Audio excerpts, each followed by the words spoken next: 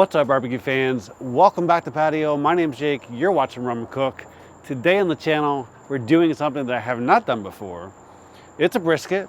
However, we're gonna do something a little different. Like I said, I have not done it before, but as you can see, we're near the end of the day. It's actually 6 o'clock right now. Had a lot of things going on around the house today. Neighbors had some yard work done. There was chainsaws. There was all kinds of crazy stuff going on. So needless to say, I could not film with audio, but I was still cooking. So let me bring you up to speed. First off, this morning, we got out a brisket. We're working with a 12.9 pound, might as well say 13 pound, Snake River Farms Wagyu black grade brisket. Let me show you how we trim that up. So here we have a Snake River Farms black grade brisket. This one's 12.9 pounds. And I did put this in the freezer for about 15 minutes just to help with the trimming process.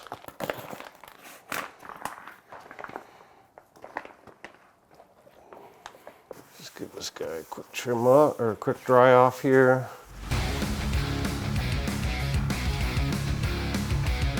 And right away we got a big old decal here. An odd looking gash area in here. Clean that up in a little bit. First off, we're just going to take off some of this silver skin and extra fat up top here. You definitely want to be careful when you're working with a Wagyu brisket. Don't want it to go to waste. I'm not going to go crazy with the silver skin, but there's a fair amount over here, so I'm going to try and see what I can do with it. The trick here is just taking your time and angling your knife up slightly so we're not taking too much meat. I'm going to take off this edge anyhow, so we're not going to worry too much about that. But I will bring this in a little closer so I can get a little better angle on it. I'm going to do a quick trim because some of this stuff I don't want in my sausages or my burgers. So I think our top is looking pretty good. Just looks a little funny. Burgers it is.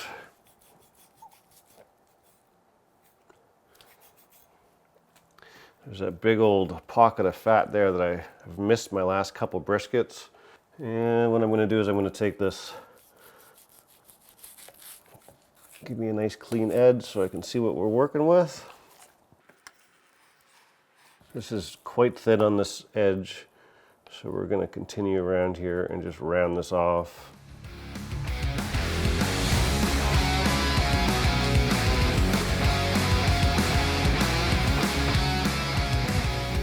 I'll do the same on this edge so you can see what we're working with.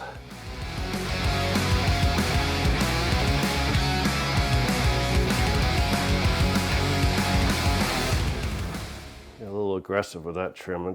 There's a huge end of fat on this side. You can see just how much fat is here. I still haven't got through to this one side. Go a little bit more aggressive with it.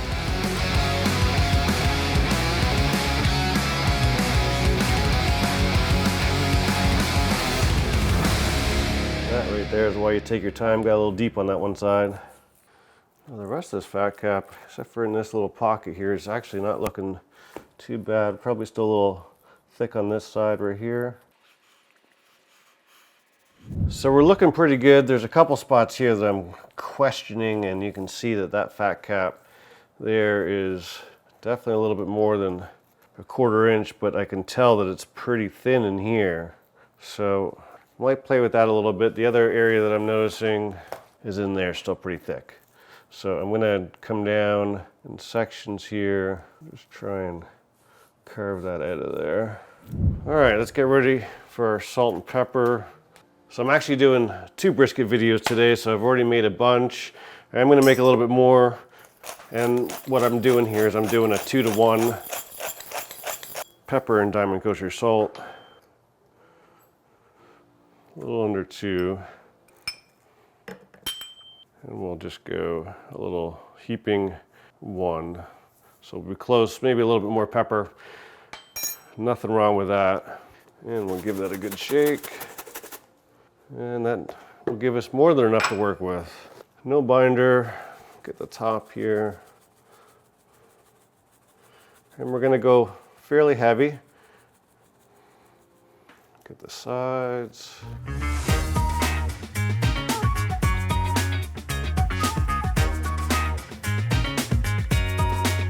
All right, flip her over.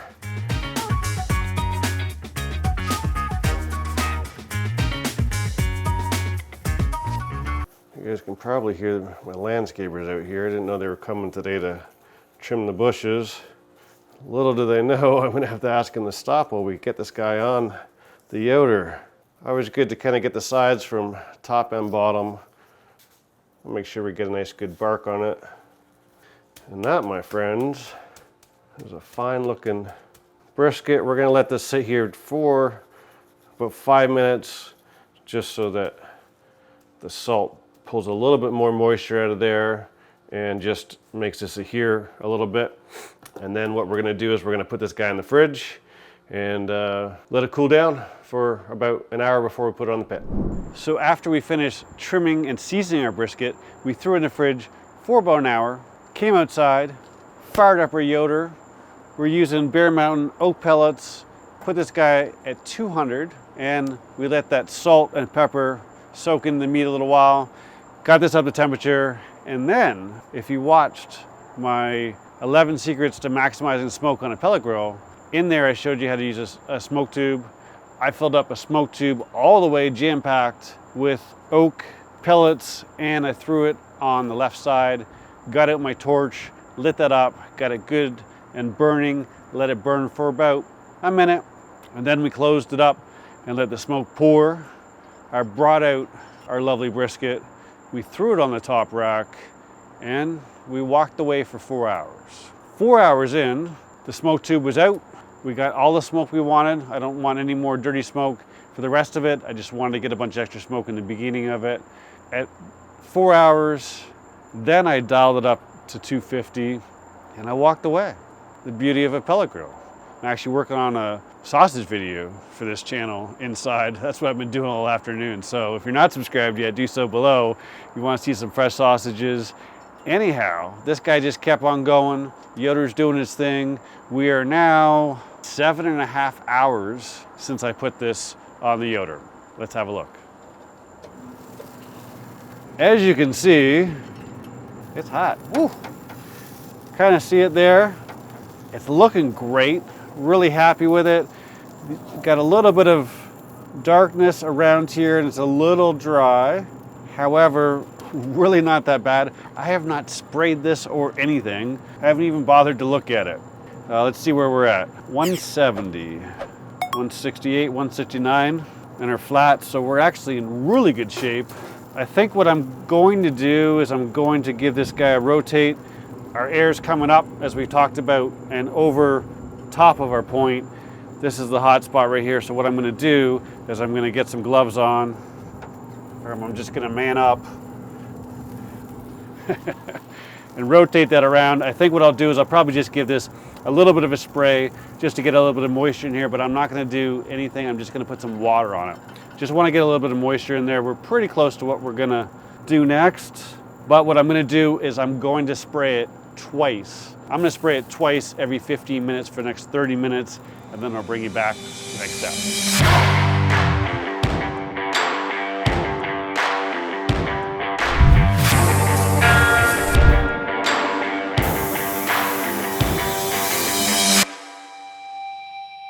It's been 8.5 hours. Let's have a look.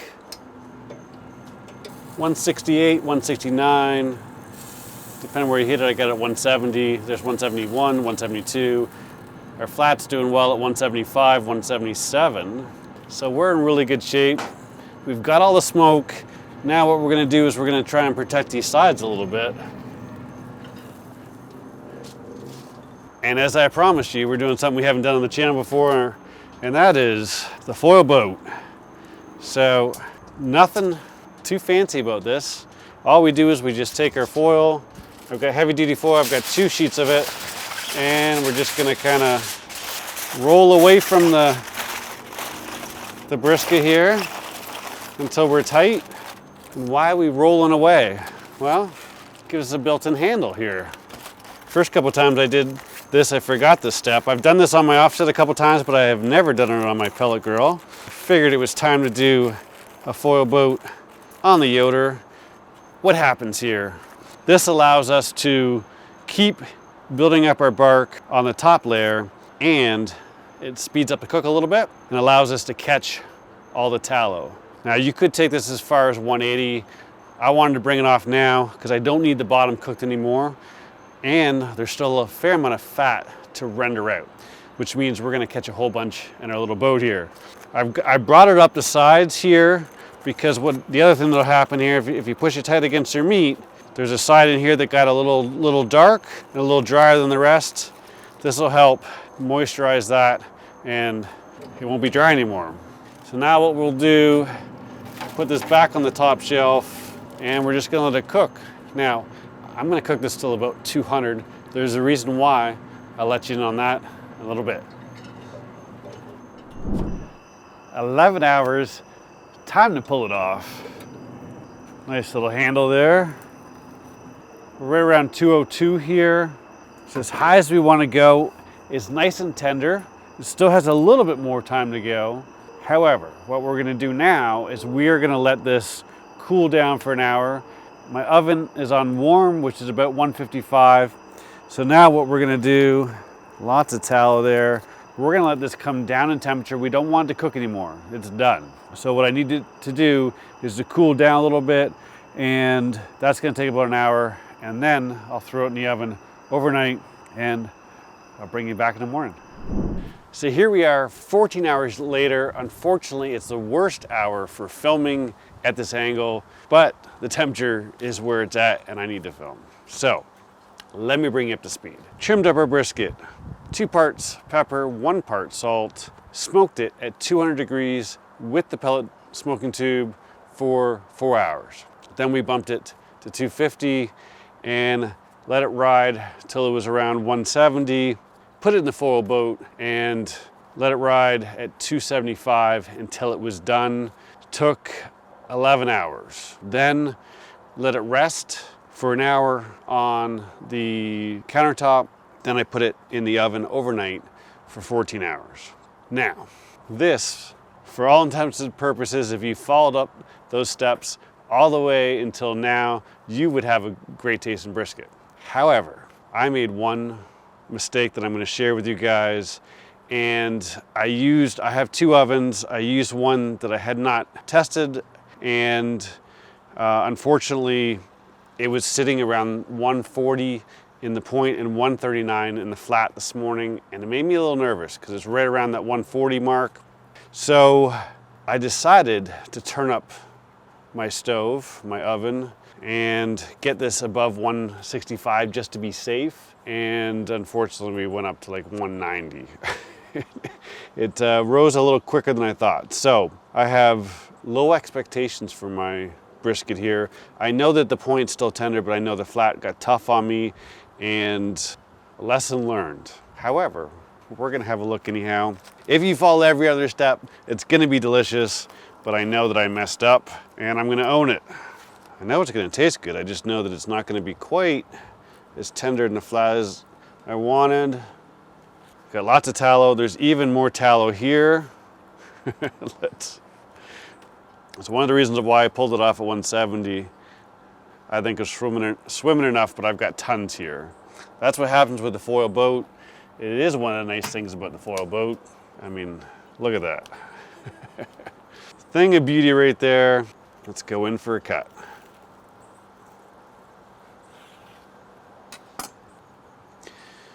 Nice and juicy. Exactly what we expect to see.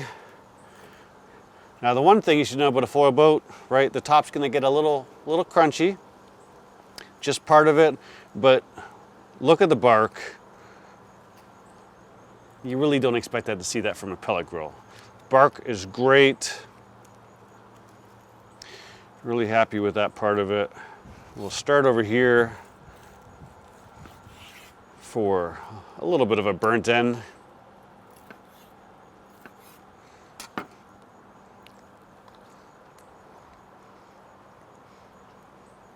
Wow. Quite honestly, it's the best tasting brisket I've ever cooked on my Yoder. Wow. Let me go into this flat here. More bend than I expected. Good pull.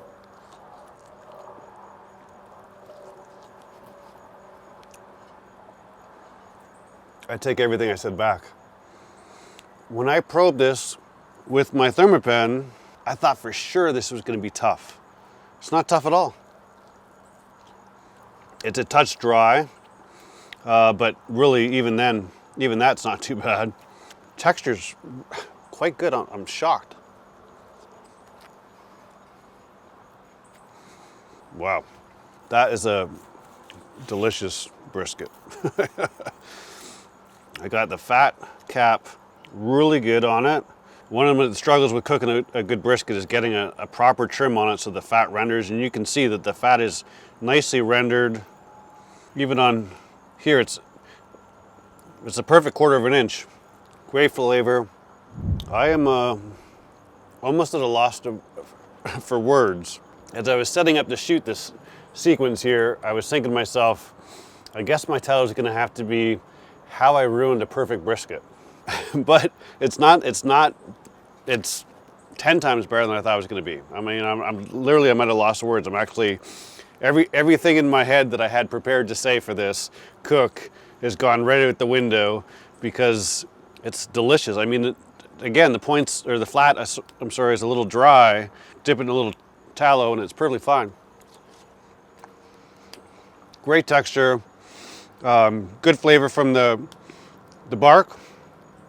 Got some good smoke flavor there. This is a brisket you can take home to mom. I mean, I'm shocked. Couple tips: store it if you're going to use the oven. My other oven sits around 155 all night long. It's perfect.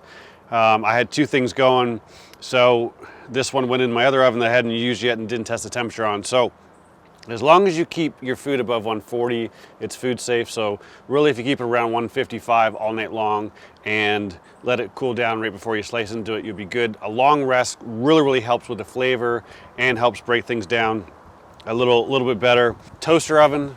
If you look at Chud's Barbecue, he's got a series where he talks about his toaster oven. And it's a $400 toaster oven, but it's fully digital and it does 145, 150. That's perfect. Or in this case, what I would maybe do is wrap it in paper, and you can wrap it in a towel, throw it in your cooler for 3 or 4 hours. You want to have a rest in there, minimum 2 hours, preferably closer to 4 hours if you can do it. And if you can arrange an overnight rest like this, you'll thank me. I mean, it really does make a big difference. Anyhow, now I'm all excited. I'm gonna go in here and make a brisket sandwich and go have a late lunch. Thanks as always for watching. Hopefully you liked the video. If you did, give it a thumbs up. Again, thanks for watching. I really appreciate the support. We're coming up on 8,000 subscribers. Lots more coming. I'll see you soon.